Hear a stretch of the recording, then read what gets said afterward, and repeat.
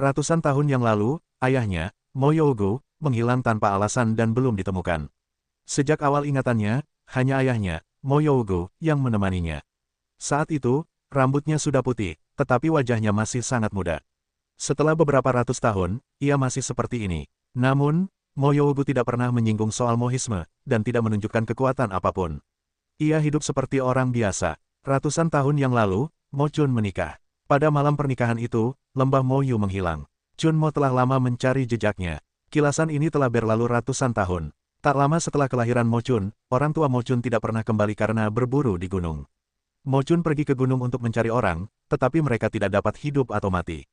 Selama lebih dari 10 tahun, mereka telah hidup bersama. Sekarang tiba-tiba muncul sebuah keluarga yang kuat, yang membuat hati Mo Chun agak sulit diterima, seolah-olah dalam mimpi. Kemana ayahku pergi? Mo Chun tiba-tiba bertanya. Pria parubaya itu sedikit mengernyit, lalu berkata, sejak dia dikeluarkan dari Sekte Mo, kami tidak pernah melihatnya lagi. Sekarang setelah hukuman 1000 tahun, kami telah menemukanmu. Sebagai orang Mo, kami harus mengenal klan dan mengakui leluhur kami.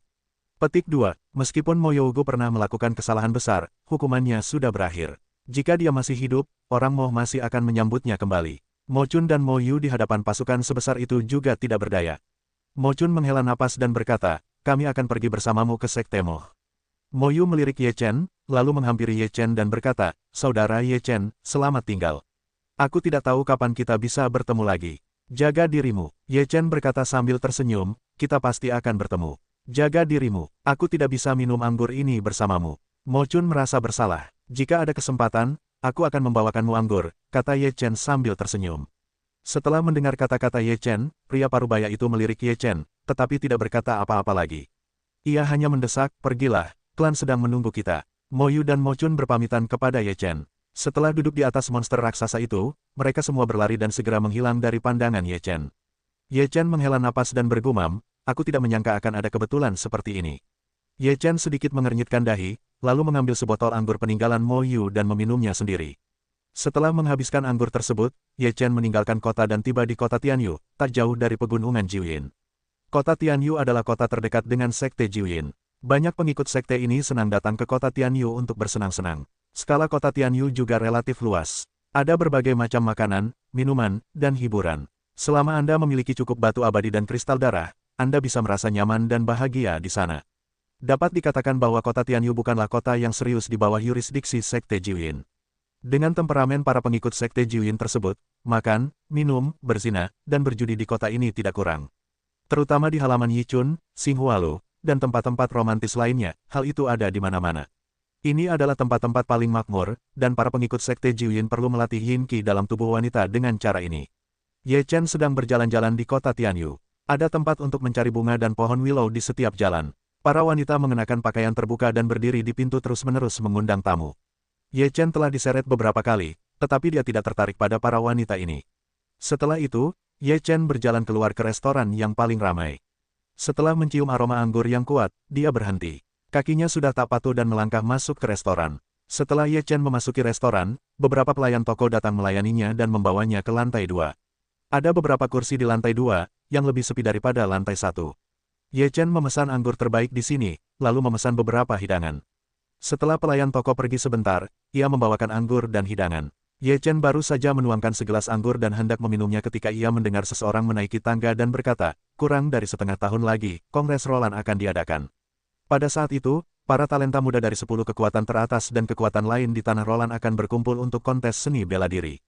Petik 2. Saya juga mendengar bahwa konon acara ini diadakan oleh keluarga Luo yang misterius. Sepertinya ada alasan lain untuk mengadakan konferensi Roland. Tentu saja ada tujuan untuk mengadakan acara sebesar ini. Saya hanya tidak tahu apa yang direncanakan keluarga Luo. Apa yang kalian khawatirkan? Kekuatan kita saat ini tidak memenuhi syarat untuk berpartisipasi. Kita lihat saja keseruannya. Ketika Ye Chen mendengar suara itu, ia melihat dua pemuda berjalan dari lantai pertama. Mereka bukan murid Sekte Jiuyin. Ye Chen menyesap anggur dan merenungkan apa yang baru saja mereka bicarakan. Ia bergumam, pertemuan Roland. Ye Chen baru pertama kali mendengar berita ini. Namun, dari nada bicara mereka berdua, konferensi Roland tampak seperti acara besar dan diselenggarakan dengan sengaja. Ye Chen ingin mendengar lebih banyak berita, tetapi mereka berdua sudah tahu. Setelah minum anggur, Ye Chen meninggalkan lantai 2 dan berjalan menuju lantai pertama. Ia berjalan mengitari lantai pertama, mencoba mendengar lebih banyak, tetapi tidak banyak yang diterima. Ye Chen harus keluar dari restoran, lalu mencoba mencari cara untuk mendapatkan informasi tentang konferensi Roland di aula. Orang-orang yang paling tahu seharusnya adalah orang-orang dari Sekte Jiuyin, dan kebanyakan dari mereka mencari bunga dan pohon willow. Ye Chen sebenarnya tidak ingin pergi ke tempat-tempat itu, tetapi sekarang tidak ada cara lain. Dalam perjalanannya, ia mendengar bahwa banyak murid inti Sekte Jiuyin berada di Qinghuayuan, hutan paling terkenal di kota Tianyu. Murid inti Sekte Jiuyin biasanya memilih untuk pergi ke Qinghuayuan karena tempat itu elegan dan berkelas. Tidak seperti tempat lain, tempat itu tampak agak vulgar dan ketinggalan zaman.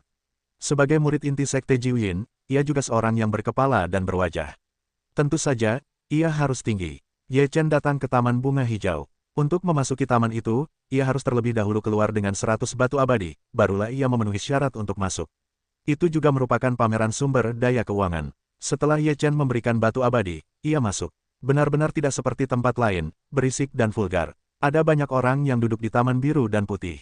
Beberapa dari mereka adalah murid Sekte Jiuyin, sementara yang lain tidak tahu asal-usul mereka. Setelah Ye Chen masuk, ia juga menemukan tempat untuk duduk, dan kemudian mendengar suara merdu piano di tirai merah.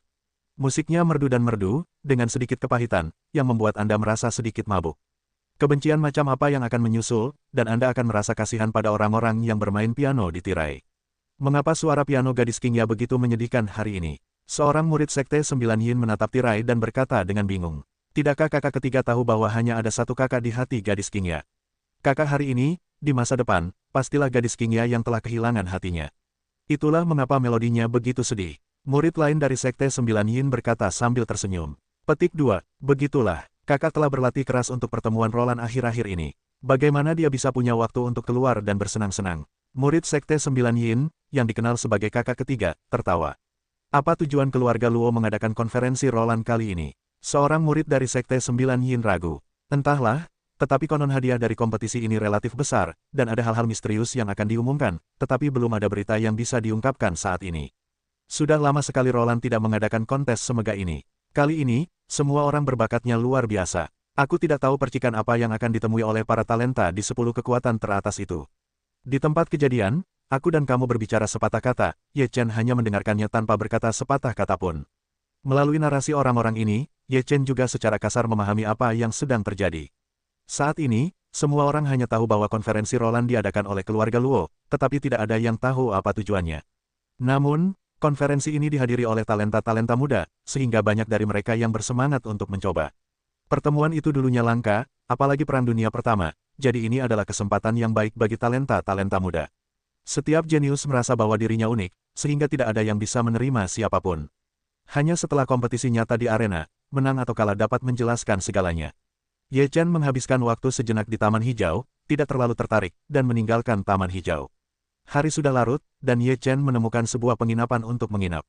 Ia duduk di tempat tidur dan bermeditasi dengan lutut bersilang. Setelah 1 jam, ia terbangun dari latihan, dan sekali lagi teringat konferensi Roland. Sepertinya jika kau ingin mengetahui situasi spesifiknya, kau harus pergi ke kediaman Tianqi, gumam Ye Chen dalam hati. Keluarga Luo ada di kediaman Tianqi. Mungkin ada informasi yang lebih detail. Ye Chen sangat tertarik dengan konferensi Roland ini. Jika ia dapat berpartisipasi dan bersaing dengan para talenta di daratan Roland, itu akan sangat membantu untuk meningkatkan kekuatannya. Keesokan harinya, Ye Chen meninggalkan kota Tianyu, lalu menggunakan susunan transmisi untuk langsung menuju kediaman Tianqi. Hanya butuh sehari bagi Ye Chen untuk tiba di sebuah kota bernama Kota Xingwu di kediaman Tianqi. Setelah bertanya, ia mengetahui bahwa kota Xingwu adalah wilayah Xuan Wuzong. Kemudian, Ye Chen tidak mendapatkan berita penting apapun di kota Xingwu. Namun, keberadaan keluarga Luo sekarang masih menjadi misteri bagi seluruh daratan Roland. Mereka hanya tahu bahwa keluarga Luo ada di kediaman Tianqi, tetapi mereka tidak tahu di mana mereka berada. Menurut berita yang didengar Ye Chen, berita konferensi Roland pertama kali muncul di kota Tianqi di kediaman Tianqi, yang pada dasarnya merupakan pusat kediaman Tianqi. Ye Chen pergi ke kota Tianqi lagi. Kota Tianqi memang sangat mewah. Kota ini bukan milik keluarga Huyan atau Sekte Xuanwu. Namun, keluarga Luo tampaknya tidak menganggap tempat ini sebagai basis mereka. Namun, baik keluarga Huyan maupun Sekte Xuanwu tidak menyentuh tempat ini, karena mereka tahu betul bahwa meskipun keluarga Luo belum keluar, keluarga Luo tidak akan pernah membiarkan mereka menyentuh kota Tianqi. Keluarga Huyan dan Sekte Xuanwu tidak tahu seberapa kuat keluarga Luo, tetapi mereka jelas lebih kuat daripada gabungan kedua kekuatan mereka. Keluarga Luo adalah penguasa seluruh daratan Roland. Benua ini didirikan oleh leluhur keluarga Luo, Roland. Mereka memiliki kekuasaan atas seluruh benua. Dan faktanya, memang demikian. Di daratan Roland, jika ada kekuatan yang membunuh tanpa ampun atau terlalu kejam dan tidak manusiawi, akan ada beberapa penegak hukum yang akan membunuh orang-orang itu dengan cara yang ampuh. Para penegak hukum ini sangat kuat dan tidak memiliki jejak di tangan mereka. Meskipun para penegak hukum ini tidak mengatakan dari mana mereka berasal, mereka pasti dikirim oleh keluarga Luo. Selain keluarga Luo, tidak ada yang akan membentuk penegak hukum untuk mengelola seluruh benua. Dari sudut pandang penegakan hukum, kita dapat melihat bahwa kekuatan keluarga Luo yang kuat benar-benar di depan 10 kekuatan teratas. Kota Tianqi berbeda dari kota Tianyu. Kota Tianqi lebih serius. Berita tentang konferensi Roland datang dari kota Tianqi. Beberapa orang menduga bahwa keluarga Luo mungkin berada di dekat kota Tianqi. Ye Chen bertanya di kota Tianqi dan mendapatkan berita yang hampir sama tentang konferensi Roland. Singkatnya, semua berita yang didapat semua orang hanyalah waktu dimulainya konferensi Roland dan beberapa desas-desus yang belum dikonfirmasi. Ye Chen tidak meninggalkan kota Tianqi dengan tergesa-gesa, tetapi tinggal di kota Tianqi, karena dia tahu bahwa dia akan mendapatkan berita terbaru tentang konferensi Roland pada hari itu. Pada hari ini, gerbang kota Tianqi tiba-tiba terjadi beberapa diskusi yang aneh. Ketika mereka melihat seorang pria mengendarai King Niu, mereka pikir itu menarik, jadi mereka semua melihatnya dan membicarakannya. Di gerbang kota, seekor sapi hijau perlahan berjalan menuju kota. Di punggung sapi, seorang pemuda berjubah Tao sedang mengunyah rumput dengan ekspresi puas. Mengenai komentar orang-orang di kota ini, pemuda Daopao tidak menghiraukannya. Aku bertanya pada Lao Niu, di mana guruku? Aku sudah mencari ke seluruh negeri peri, dan sekarang aku berada di negeri Roland, dan aku belum melihatnya. Pemuda berjubah Tao itu berkata dengan wajah bingung. Petik 2, kau muridnya, kau tidak tahu, bagaimana aku bisa tahu? King Niu mendengus. Tidakkah menurutmu itu aneh? Bukankah dia terbang ke negeri dongeng setelah keluarganya terbang ke pesawat lain? Baik Roland maupun alam-alam lain adalah negeri dongeng. Aku bahkan ragu kalau negeri dongeng itu terdiri dari benua-benua ini, kata King Niu. Kenapa? Pemuda Daopao tersenyum tertarik. Negeri dongeng yang kita bicarakan sekarang, atau negeri dongeng yang kita kenal, sebenarnya adalah sebuah benua. Dan ini tentu saja tidak masuk akal. Kenapa negeri dongeng hanya sebuah benua? Kalau tidak ada alam lain, aku tidak akan ragu kalau negeri dongeng itu bukanlah negeri dongeng yang sebenarnya atau negeri dongeng yang utuh, kata King Niu. Tapi sekarang ada alam lain. Alam-alam ini juga bisa dianggap sebagai negeri dongeng, jadi negeri dongeng yang kita kenal belumlah lengkap. Karena itu, kurasa semua alam di Jalan Senyu bisa disebut negeri dongeng dalam satu kata. Dugaanmu ada benarnya, pendeta Tao itu mengangguk sambil tersenyum. Karena Roland didirikan oleh Roland, siapa yang membangun negeri dongeng yang kita kenal? King Niu menebak dengan berani. Pemuda Daopao merenung dan mengangguk, mungkin saja, kupikir, setelah kita melangkah lebih jauh dalam perjalanan spiritual ini, kita pasti akan tahu lebih banyak lagi. Pemuda Daopao menunggang kuda King Niu menyusuri kota telah menarik perhatian besar. Orang-orang yang lewat tak kuasa menahan diri untuk tidak melihatnya. Mereka merasa pria ini sungguh aneh. Mengapa mereka harus menunggang kuda King Niu terbalik? Saudara Daoyi, lama tak bertemu. Pada saat ini, pemuda Daopao mendengar seseorang memanggil namanya. Ia merasa familiar. Ia menoleh ke belakang dan matanya berbinar. Haha, saudara Ye, aku tak menyangka akan bertemu denganmu di sini. Pemuda Daopao itu tertawa. Ya, dia adalah Daoyi yang menunggang kuda King Niu. Ye Chen berkata sambil tersenyum, aku belum pernah melihat saudara Daoyi mengikuti ujian Jalan Senyu sebelumnya. Bagaimana saudara Daoyi bisa menginjakan kaki di Jalan Senyu? Daoyi berkata sambil tersenyum, aku baru saja mengikuti ujian. Selama aku punya cukup kekuatan, aku bisa memasuki Aula Senluo. Setelah lulus ujian, aku juga bisa menginjakan kaki di Jalan Senyu. Setelah Ye Chen mendengar kata-kata itu, ia tahu bahwa Jalan Senyu yang asli selalu terbuka. Siapapun dari generasi muda dapat menginjakan kaki di Jalan Senyu selama mereka memiliki kekuatan yang cukup untuk lulus ujian. Ye Chen dan satu atau dua orang memasuki sebuah restoran. Ketika mereka bertemu teman lama di negeri asing, mereka harus merayakannya. Sebenarnya, aku di sini untuk menemukan guruku. Aku telah berada di negeri dongeng selama beberapa tahun. Aku telah mencari di seluruh negeri dongeng selama bertahun-tahun, tetapi aku belum menemukan guruku. Jadi aku menginjakan kaki di Jalan Senyu untuk melihat apakah dia berada di tempat lain. Tao Yi berkata sambil tersenyum. Ye Chen mendengar kata-kata itu dan sedikit mengernyit, berkata, bagaimana mungkin orang tuanya berada di alam lain. Alam lain juga merupakan bagian dari negeri dongeng, terbang ke negeri dongeng bukan berarti hanya ke negeri dongeng yang kita kenal saja, tapi juga ke alam lain, mungkin ke negeri Roland. Dao Yi, dia tertawa. Ye Chen sepertinya memahami sesuatu dari mulut Tao Yi dan berkata, maksudmu, negeri Roland juga merupakan bagian dari negeri dongeng. Negeri dongeng yang kita kenal bukanlah satu-satunya negeri dongeng, atau bukankah itu negeri dongeng yang utuh? Begitu Dao melihat Ye Chen, ia langsung memahaminya, dan berkata sambil tersenyum, saudara Ye memang pantas menjadi saudara Ye. Mudah dipahami, tapi ini hanya tebakan kita. Mengenai apa yang terjadi, kebenarannya mungkin akan terungkap secara bertahap di masa depan. Ye Chen mengangguk dan berkata, Saudara Dao Yi seharusnya sudah mendengar tentang pertemuan Roland dan tiba di kota Tianqi. Dao Yi berkata dengan senyum misterius, Saudara Ye, apakah kau begitu pintar sampai tidak bisa memikirkan alasannya? Ye Chen mengerutkan kening dan berkata, apa maksudmu dengan seorang saudara? Dao Yi berkata, apakah kau tahu jalan dari Roland ke benua berikutnya? Ye Chen tercengang ketika mendengar ini, dan berkata, Saudara Dao Yi berarti pembukaan majelis Roland memiliki hubungan yang erat dengan jalan Senyu. Itu benar-benar relevan. Lagi pula, Yan Jun tiba-tiba membuka jalan perjalanan spiritual, yang sangat dipertanyakan. Pasti ada beberapa alasan yang tidak diketahui, kata Tao Yi. Mendengar kata-kata ini, Ye Chen langsung terhanyut dalam meditasi. Tao Yi tampaknya benar. Jika direnungkan, itu sama sekali bukan kebetulan. Jika pembukaan konferensi Roland adalah untuk jalan Senyu, apakah sama di benua lain? Jika kita ingin meninggalkan negeri Roland, kita harus membuka jalan perjalanan spiritual negeri Roland. Jika tidak, kita akan terjebak di negeri Roland dan tidak bisa pergi sama sekali, kata Tao Yi dengan sungguh-sungguh. Jalan Senyu bukanlah jalan langsung, tetapi menghubungkan setiap benua. Ada pintu masuk ke jalan Senyu di setiap benua. Jika kau tidak membuka pintu masuknya, kau tidak bisa menginjakkan kaki di jalan Senyu lagi. Ye Chen tiba-tiba memikirkan hal ini. Tentu saja, ini hanya tebakan. Dao Yi tersenyum dan mengangguk, berkata, kurasa begitu, tapi belum bisa dipastikan. Setelah konferensi Roland, kalau tidak, akan ada pernyataan. Jika jalan Senyu benua Loran dibuka, artinya ini sedang tren, dan jalan Senyu di setiap benua akan dibuka. Ketika saatnya tiba, semua talenta yang menginjakkan kaki di jalan Senyu akhirnya akan berkumpul. Ye Chen melanjutkan pemikirannya. Tao Yi berkata, sangat mungkin, tapi aku tidak tahu, apa tujuan akhir dari ini. Apakah kau ingin kita semua bertarung? Atau ada tujuan lain? Ye Chen menarik napas dalam-dalam dan berkata, sepertinya Yan Jun seharusnya tahu tentang ini, tapi dia tidak mengatakannya. Beberapa hal tidak harus begitu teliti. Kalau sudah tahu segalanya, rasanya tidak menyenangkan, kata Dao Yi sambil tersenyum setelah menyesap anggur. Ye Chen juga tersenyum, bagus, tapi di mana ada sedikit kata-kata yang menegangkan, menarik.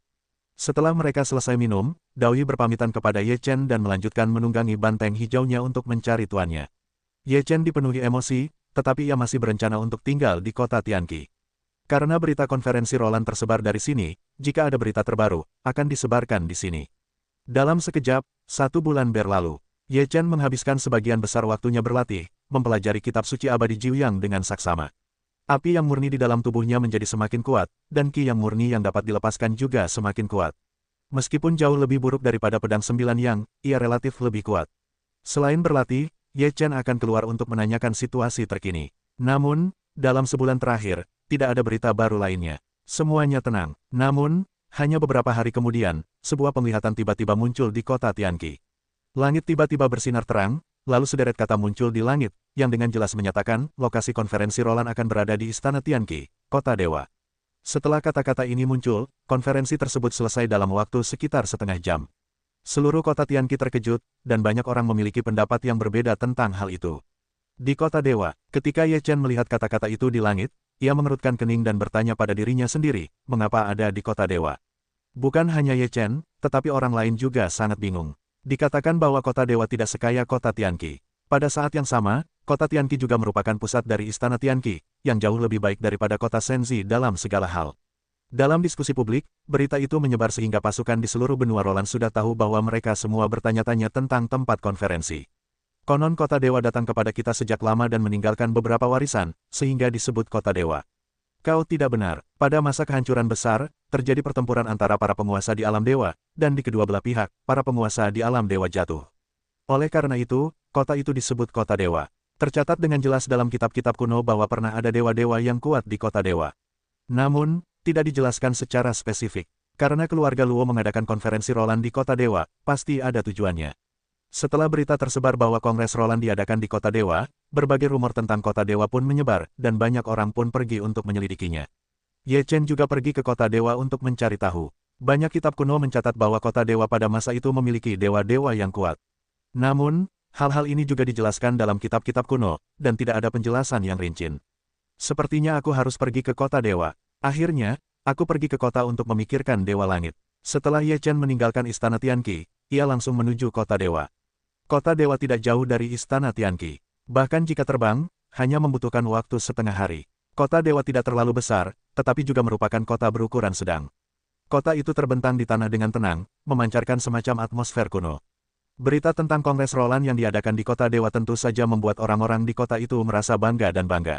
Sebagai orang-orang Kota Dewa, mereka akan menjadi tuan rumah pertemuan Roland. Ini adalah wajah yang panjang. Setelah Ye Chen memasuki Kota Dewa, ia mulai bertanya tentang Kota Dewa. Jika ingin mengetahui sejarah Kota Dewa, ia harus bertanya kepada semua orang tua. Namun, orang tua pada umumnya juga hanya tahu sedikit tentangnya. Hanya orang-orang kuat yang telah tinggal di Kota Dewa selama bertahun-tahun yang mungkin tahu lebih banyak. Orang sekuat itu, Ye Chen tidak memiliki kemampuan untuk mendekatinya. Ye Chen hanya bisa memasuki toko-toko tempat beberapa informasi perdagangan tersedia untuk menanyakan beberapa berita. Setelah beberapa pertanyaan dan konfirmasi, Ye Chen mendapat beberapa informasi umum. Banyak orang tidak yakin tentang Kota Dewa. Mereka hanya bisa mengatakan itu hanya desas-desus, jadi kredibilitasnya tidak terlalu tinggi. Menurut penyelidikan dan ringkasan Ye Chen, berita paling kredibel tentang Kota Dewa adalah bahwa ada beberapa talenta muda di Kota Dewa dahulu kala. Talenta muda ini tidak tergabung dalam satu kekuatan, tetapi terjadi pergolakan di seluruh negeri Roland. Peristiwa ini terjadi sebelum kekecewaan besar, sehingga banyak orang tidak tahu. Ye Chen juga secara tidak sengaja diberitahu oleh seorang pria yang sangat tua. Rambut pria tua itu pucat dan terurai, ubannya hampir hilang, dan giginya banyak yang rontok. Wajahnya keriput seperti 1000 selokan, dan ki serta darahnya menurun. Sepertinya dia tidak memiliki umur panjang lagi. Saat itu, pria tua itu sedang minum teh di kedai teh. Ketika dia mendengar beberapa orang berbicara tentang Kota Dewa, dia mengatakan apa yang dia ketahui, tetapi diejek oleh yang lain. Ye Chen kebetulan lewat dan mendengar pria tua itu berdebat dengan orang-orang itu. Setelah jeda yang cukup lama, ia mulai tertarik. Maka, ia pun mengajak lelaki tua itu minum teh, lalu bertanya tentang legenda Kota Dewa. Melihat Ye Chen mengajaknya minum teh, lelaki tua itu tidak meragukan perkataannya, jadi ia berkata, demi pemahamanmu, aku akan menceritakan sedikit tentang tahun itu. Di masa kehancuran besar, beberapa pemuda berbakat muncul di Kota Dewa tanpa alasan apapun. Mereka memang belum berusia lebih dari 100 tahun, tetapi kekuatan mereka jauh lebih unggul. Mereka sebanding dengan para talenta terkenal di 10 kekuatan teratas. Pada saat itu, benua Roland juga penuh dengan talenta. Talenta-talenta yang muncul tiba-tiba itu bertahan di benua itu selama beberapa dekade dan bertarung melawan talenta-talenta di era yang sama. Terlebih lagi, selama beberapa dekade ini, mereka memicu pusaran kekuatan di benua Roland, yang mengubah pola kekuatan di benua itu. Akibatnya, beberapa kekuatan punah, sementara yang lain perlahan naik ke langit. Singkatnya, pengaruh mereka sangat besar pada masa itu. Namun beberapa dekade kemudian, orang-orang itu menghilang lagi, bersama dengan para talenta muda ternama di benua Roland. Sekitar 100 tahun kemudian, para talenta itu muncul kembali di benua Roland. Sekali lagi, mereka mampu berdiri sendiri. Seiring berjalannya waktu, setelah era yang kacau, kekecewaan besar pun pecah.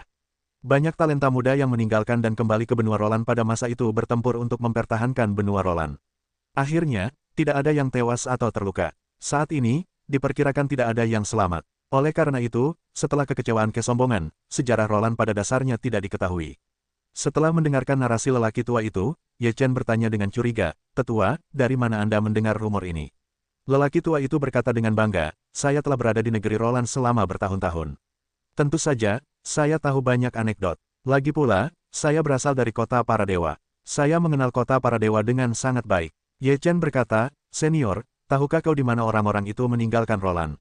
Apakah mereka semua menghilang di kota dewa?" Dan tiba-tiba, Ye Chen mengajukan serangkaian pertanyaan. Pria tua itu menyesap teh dan berkata, "Bagaimana aku bisa tahu begitu banyak? Boneka kecil, apakah kau di sini untuk menghadiri konferensi Roland?" Ye Chen tersenyum kering dan berkata, "Aku juga ingin bergabung dengan yang meriah." "Yah, anak muda hanya perlu sedikit energi." Setelah minum teh, pria tua itu berdiri dan berkata pada dirinya sendiri, "Berkelilinglah ke seluruh dunia untuk menemukan jalan, dua kehidupan dan kematian yang tak terbatas dalam 100 tahun. Dua yang tak terbatas." Ye Chen mendengar monolog pria tua itu, tetapi dia tidak bergerak. Kata Shen Yu bergema di benaknya. Apakah Shen Yu dalam puisi pria tua itu keluar dari mulutnya, atau apakah itu memiliki makna yang dalam? Sekarang, semua jenis tanda menunjukkan bahwa pertemuan Roland pasti terkait dengan jalan Shen Yu.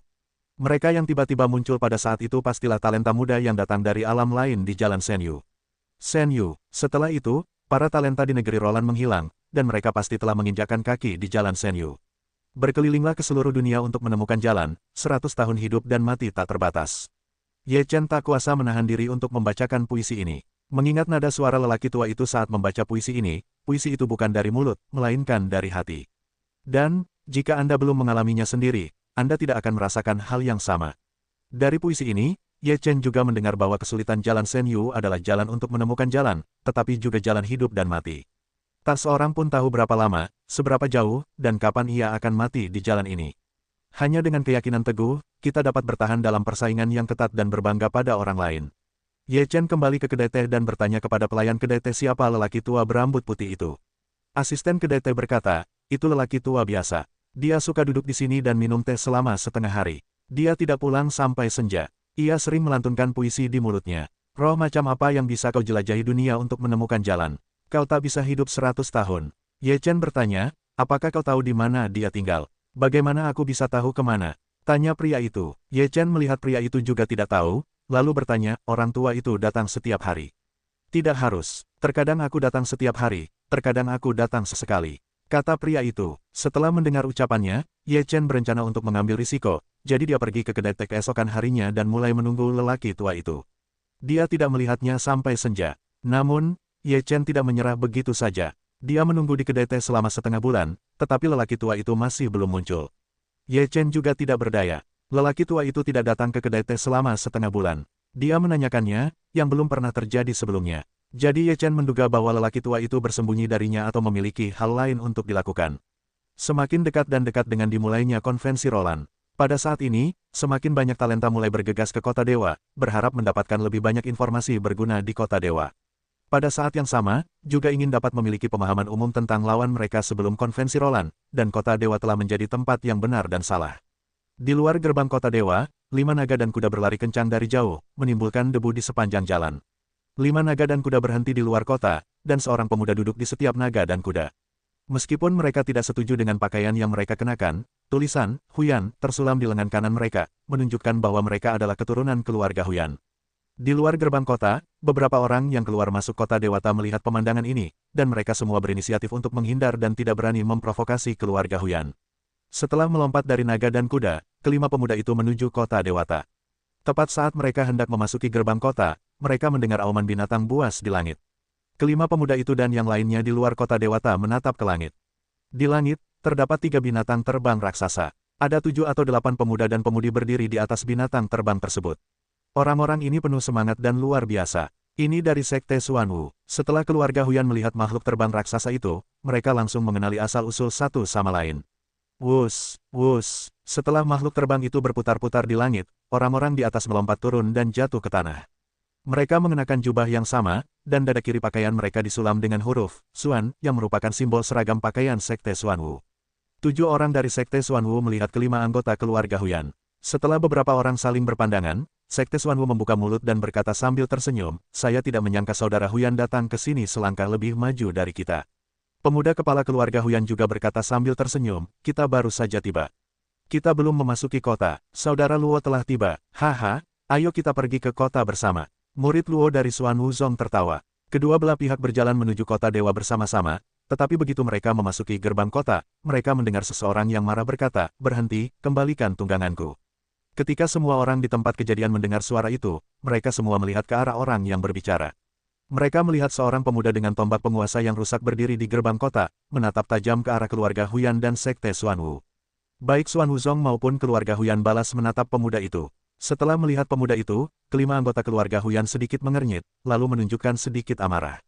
Kau masih di sini, apa kau benar-benar ingin mati? Pemuda terkemuka dari keluarga Huyan bersorak dingin. Pemuda yang memegang tombak yang rusak itu menatap pemuda yang dipimpin oleh keluarga Huyan tanpa rasa takut dan berkata, jangan pikir kau anggota keluarga Huyan. Kau boleh melakukan apapun yang kau mau. Aku tak pernah takut pada siapapun seumur hidupku. Kalau kau mau mati, aku akan membuatnya untukmu. Seorang pemuda dari keluarga Huyan berteriak tak sabar dan bergegas menghampiri Yan Shaoteng. Yan Shaoteng, yang sedang memegang tombak, hanyalah seorang remaja dalam profil Yan Shaoteng. Yan Shaoteng melihat bahwa orang-orang dari keluarga Huyan telah membunuhnya. Tubuhnya gemetar, dan ia tak takut. Sebuah kekuatan abadi menyerbu keluar. Tombak di tangannya menari-nari dan menusuk ke arah anggota keluarga Huyan. Anggota keluarga Huyan mendengus dingin dan menawarkan tongkat bertaring serigala. Energi abadi mengembun pada tongkat itu dan menghantamkannya. Dalam sekejap, tombak itu bertabrakan dengan tombak penguasa yang menghancurkan. Boom! Terdengar suara keras, dan tombak panjang itu menerjang pertempuran, dan tongkat bertaring serigala milik keluarga Huyan hampir terlepas dari tangan mereka. Ketika melihat tombak penguasa formasi yang rusak ditembakkan, wajahnya tiba-tiba bereaksi, dan tubuhnya langsung mundur. Ketika tombak penguasa formasi yang rusak hanya berjarak sekitar 2 kaki darinya, pria dari keluarga Huyan itu segera memukul tombak penguasa formasi yang rusak itu dengan gada, lalu menghindari tubuhnya, sehingga terhindar dari serangan. Patah tombak, Yan Shaoteng berteriak keras. Ia mengayunkan tombaknya. Pada saat itu, bayangan tombak yang tak terhitung jumlahnya muncul. Ia membunuh orang-orang dari keluarga Huyan. Wajah keluarga Huyan berubah drastis sekali lagi, dan gada itu dengan cepat menari-nari untuk menahan serangan bayangan tombak. Namun, kekuatan bayangan tombak itu terlalu kuat. Anggota keluarga Huyan terus mundur. Begitu mereka lengah, tubuhnya tertusuk oleh bayangan tombak, dan lubang darah muncul di tubuhnya. Tubuh keluarga Huyan terbang terbalik. Pemuda yang dipimpin oleh keluarga Huyan segera menawarkan perisai untuk menangkis semua bayangan tombak. Hanya dengan cara ini nama orang dalam keluarga Huyan dapat dipertahankan. Jika kau berani membunuh keluarga Huyanku, kau sudah bosan hidup. Pemuda yang dipimpin oleh keluarga Huyan itu menggertakkan giginya dan berkata dengan kejam. Yan Shaoteng bergumam, kau menipuku duluan. Bagaimana jika aku membunuhmu? Benarkah nyawa keluarga Huyanmu lebih berharga? Di seluruh benua Roland, hanya sedikit orang yang berani menganggap serius keluarga Huyan. Jika kau berani menantang otoritas keluarga Huyan hari ini, kau harus membayar harganya dengan darah. Pemuda yang dipimpin oleh keluarga Huyan itu sangat marah. Selama percakapan, pemuda yang dipimpin oleh keluarga Huyan itu mengeluarkan kekuatan abadi yang dahsyat, yang jauh lebih kuat daripada Yan Shaoteng. Tatapan Yan Shaoteng juga bermartabat. Ia dapat merasakan bahwa kekuatan pemimpin keluarga Huyan sangat ringan dan tidak dapat diremehkan. Bagaimana dengan keluarga Huyan? Sebagai anggota keluarga Huyan, bisakah kau melakukan apapun yang kau inginkan? Dunia masih bergantung pada kemampuan seseorang. Pada saat ini, sebuah suara datang dari kerumunan, dan semua orang tercengang. Kemudian, semua orang melihat ke arah suara itu, dan mereka tak bisa menahan diri untuk menyerah. Ye Chen masuk dari luar kerumunan. Yan Shaoteng melihat Ye Chen. Ia terkejut. Ia tak menyangka akan bertemu Ye Chen di sini. Setelah melihat Ye Chen, pemuda yang dipimpin oleh keluarga Huyan itu tampak muram dan berkata, siapa kau? Apa pentingnya siapa aku? Ye Chen mendengus. Jika kau berhasil menyentuh temanku hari ini, kau akan membayar harganya hari ini. Suaramu besar sekali, akan kulihat seberapa hebat dirimu. Pemuda kepala keluarga Huyan itu berteriak dengan nada menghina, dan sebilah pisau panjang muncul di tangannya, lalu ia menebas Ye Chen. Ye Chen bersenandung, tubuhnya berkelebat, dan seolah-olah menghilang. Kemudian, terjadi gelombang besar di udara, dan sebuah kekuatan dahsyat menyerbu untuk membunuh pemuda kepala keluarga Huyan itu. Pemuda kepala keluarga Huyan itu terkejut dan mengerahkan kekuatan abadinya untuk memadatkan pisau panjang itu, lalu tiba-tiba ia menebasnya. Boom! Setelah pisau itu jatuh, tubuh pemuda kepala keluarga Huyan terguncang dan terpental. Semua pedang panjang di tangan mereka terhunus dan terpental 100 kaki jauhnya. Hanya dengan satu tebasan, pemuda kepala keluarga Huyan itu dikalahkan, dan semua orang tercengang. Semua anggota keluarga Huyan terkejut, dan wajah mereka sangat muram. Kalau kalian mau cari masalah, kalian bisa berkelahi di konvensi Roland. Sekarang pergilah dan jangan biarkan aku melihat kalian. Ye Chen menatap keluarga Huyan dan mendengus dingin. Pemuda yang dipimpin keluarga Huyan itu memegangi dadanya dan berkata dengan getir, tunggu, masalah ini tidak akan kami selesaikan di keluarga Huyan. Aku sudah terbiasa dengan keburukan kalian. Jika aku tidak bisa mengalahkan kalian, aku akan memanggil Lao Zi kalian. Jika kalian tidak bisa mengalahkanku, aku akan memanggil Lao Zi kalian. Kalian hanyalah sekelompok sampah yang akan hidup dalam perlindungan selamanya. Ye Chen membentak tanpa ampun. Anggota keluarga Huyan yang marah dan malu segera menaiki kuda naga dan memacu kudanya pergi. Setelah melihat pemandangan ini, orang-orang Xuan Wuzong memandang Ye Chen dengan sinis, lalu memasuki kota para dewa. Setelah mengusir keluarga Huyan, Ye Chen menghampiri Yan Shaoteng dan berkata sambil tersenyum, Saudara Yan, lama tidak bertemu. Yan Shaoteng berkata sambil tersenyum, Saudara Ye, sudah lama kita tidak bertemu. Haha, senang sekali bertemu teman lama di negeri lain, dan pantas untuk dirayakan. Ye Chen tersenyum bahagia. Kemudian, Ye Chen mengajak Yan Shaoteng ke restoran terbaik di kota dewa, dan mereka mengobrol sambil minum. Ye Chen mengetahui dari mulut Yan Shaoteng bahwa Yan Shaoteng baru memasuki jalan Shenyu setelah itu. Kali ini, dia juga datang untuk pertemuan Roland. Baru ketika dia tidak jauh dari kota dewa, naga dan kuda keluarga Huyan menelan tunggangannya, singa dewa neraka utara. Yan Shaoteng mengejarnya dengan marah. Yan Shaoteng berusaha keras untuk menaklukkan singa dewa Ming Utara. Singa itu ditelan oleh naga dan kuda keluarga Huyan tanpa alasan. Tentu saja, dia tidak akan menyerah begitu saja. Namun, di gerbang kota, jika Ye Chen tidak bergerak, Yan Shaoteng akan mendapat masalah besar hari ini. Saudara Ye, terima kasih baru saja. Yan Shaoteng mengangkat gelasnya sebagai ucapan terima kasih. Ye Chen tersenyum dan berkata, terima kasih. Kami semua dari dunia manusia. Tentu saja, kami bisa membantu sedikit. Masa lalu sudah berlalu, dan tidak ada yang perlu dibicarakan. Yan Shaoteng berkata, Dao Yi sepertinya pernah ke sini. Pernahkah kau melihatnya? Ya, Aku bertemu dengannya di kota Tianqi. Dia bilang akan pergi menemui gurunya. Ye Chen mengangguk dan berkata, ngomong-ngomong, sepertinya aku pernah melihat putra cahaya bergoyang di Aula Shenlo. Yan Shaoteng tiba-tiba teringat dan berkata. Mendengar ini, Ye Chen tiba-tiba tertegun, lalu meletakkan gelas anggurnya ke mulut, mengerutkan kening, dan berkata, putra cahaya bergoyang. Kau yakin tidak salah baca? Yan Shaoteng berkata, seharusnya tidak salah. Meskipun aku tidak banyak berhubungan dengan Yao Guangzhengzi, aku masih bisa mengenalinya. Dia telah banyak berubah. Sekarang dia tidak secemerlang dunia manusia, tetapi dia memiliki sedikit kesan muram. Apakah dia manusia atau hantu? Tanya Ye Chen dengan sungguh-sungguh. Yan Shaoteng berkata, tentu saja dia manusia. Dia juga telah menerobos Aula Shenluo, dan sekarang dia telah memasuki Jalan Shenyu, tetapi aku tidak tahu apakah dia datang ke Tanah Roland. Setelah mendengar itu, Ye Chen menarik napas dalam-dalam dan bergumam, dia tidak mati. Bagaimana mungkin aku membunuhnya dengan tanganku sendiri? Bagaimana mungkin dia tidak mati? Ketika Yan Shaoteng mendengar Ye Chen berbicara sendiri, ia bertanya-tanya, ada apa denganmu, saudara Ye? Ye Chen tersadar dan berkata, saudara Yan, kau tidak tahu. Putra Yao Guang dibunuh olehku beberapa tahun yang lalu. Saat itu, dia memang sudah mati, tetapi dia tidak menyangka dia selamat. Sungguh luar biasa. Ketika Yan Shaoteng mendengar ini, ia juga terkejut. Ia mulai ragu apakah ia salah membaca orang, tetapi ia 80% yakin bahwa ia tidak salah membaca orang. Sepertinya saking light lebih mengerikan dari yang kukira. Yan Shaoteng menghela napas. Ye Chen tampak muram dan berkata dengan suara dingin, karena dia selamat, aku akan membunuhnya lagi. Aku tidak percaya dia bisa selamat setiap saat. Yan Shaoteng menatap mata Ye Chen yang penuh dengan niat membunuh, dan ia bisa menebak bahwa pasti ada kebencian yang mendalam antara Ye Chen dan Yao Guang. Kemudian Yan Shaoteng tinggal di kota dewa. Sehari kemudian, para dewa meraung di luar kota. 10 kuda naga datang dengan ganas, dan mereka begitu besar dan menakutkan. 10 kuda naga berhenti di luar kota dewa, lalu belasan pemuda berbalik dari kuda naga, dan bergegas ke kota dewa satu persatu. Di antara 10 orang ini, dan keluarga Huyan yang telah dipukuli oleh Ye Chen sebelumnya, mereka datang untuk membalas dendam ketika melihat postur mereka. Di mana Yan Shaoteng? Keluar dari sini. Para pemuda dari keluarga Huyan yang terluka oleh Ye Chen meraung keras setelah memasuki kota dewa. Di antara para pemuda ini, semuanya adalah keluarga Huyan. Pemuda pertama memiliki penampilan yang luar biasa dan berkualitas tinggi. Mereka adalah keluarga Huyan yang telah memperpanjang umur mereka. Ketiga, mereka memiliki bakat luar biasa dan kekuatan yang luar biasa. Pemuda yang terluka oleh Ye Chen bernama Huyan, peringkat ke-9 dalam keluarga Huyan. Kemarin, setelah dilukai oleh Ye Chen, Huyan Shou segera kembali ke keluarga Huyan, memberitahunya tentang kejadian tersebut. Huyan Shou pun segera datang untuk membalas dendam kepada Huyan bersama beberapa anak muda di keluarga Huyan. Huyan dan Huyan Shou adalah sepupu dari kakek yang sama tetapi ayah yang berbeda.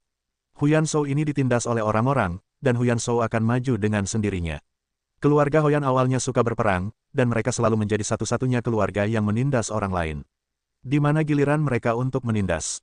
Huyan Shou meraung di jalan, lebih dari selusin orang marah, sehingga orang-orang di jalan tidak berani menghalangi jalan, mereka semua mundur ke jalan. Yan Shaoteng, bukankah kau sangat cakap? Bagaimana mungkin aku menjadi kura-kura berkepala kecil sekarang? Huyan Shou juga seorang jenderal yang pemarah dan galak, ingin sekali berteriak memanggil Yan Shaoteng dan Ye Chen, mencabik-cabik mereka. Kakekmu Yan ada di sini, cucu, apa kau memanggilku? Yan Shaoteng muncul di loteng sebuah restoran, berdiri di loteng sambil bercanda. Kemarin, Ye Chen dan Yan Shaoteng minum di sini, dan mereka minum lebih banyak sekaligus. Mereka belum pergi hari ini. Sekarang, ketika mereka mendengar keluarga Huyan datang untuk membalas dendam, Yan Shaoteng berdiri. Huyan Zhan mendengar kata-kata Yan Shaoteng, wajahnya menjadi sangat garang, menunjuk Yan Shaoteng dan menggertakkan giginya, lalu berkata, Yan Shaoteng, hari ini adalah kematianmu. Jangan berpikir kau keluarga Huyan, kami tidak berani membunuh, jika aku ingin membunuh siapapun, tidak peduli keluarga mana dan kekuatan apapun, aku berani membunuh. Ye Chen pergi ke koridor loteng, dan menatap orang-orang dari keluarga Huyan, yang berkata dengan nada gelap dan dingin. Aku berani sekali bersikap seganas itu di depan keluarga Huyan, sampai-sampai aku harus bertemu denganmu dulu.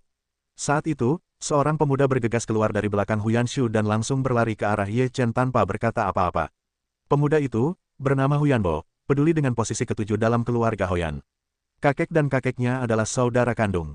Huyan Bo telah mencapai tingkat ketiga Jinxian, yang sangat hebat di antara keluarga Huyan. Ye Chen melihat Huyan Bo bergegas, dan tidak ada gerakan lain, melainkan sebuah kipas besar bermulut besar melintas. Telapak tangan ini bukanlah telapak tangan biasa, yang mengandung banyak hukum jalan, dengan teror dan momentum yang kuat. Huyan Bo merasakan kekuatan tamparan itu, wajahnya berubah drastis, dan ia ingin mundur. Namun kecepatan tamparan itu terlalu cepat baginya untuk bereaksi. Krak, sebuah tepukan keras bergema di jalan, lalu tubuh Huyanbo terlempar, menghancurkan sebuah bangunan di jalan. Keluarga Huyan tercengang. Huyanbo ditampar dan terlempar keluar oleh lawannya. Ia tak berdaya melawan, sungguh menakjubkan bagi mereka. Melihat pemandangan ini, wajah Huyan memucat, menelan ludah, dan mengeringkan bibirnya. Alis Huyanshu berkerut, matanya menatap tajam ke arah Ye Chen, dan berkata, sepertinya kau masih punya sedikit kemampuan, berani melawanku. Petik 2. Beraninya kau, aku takut kau takkan mampu menahan dua pukulanku.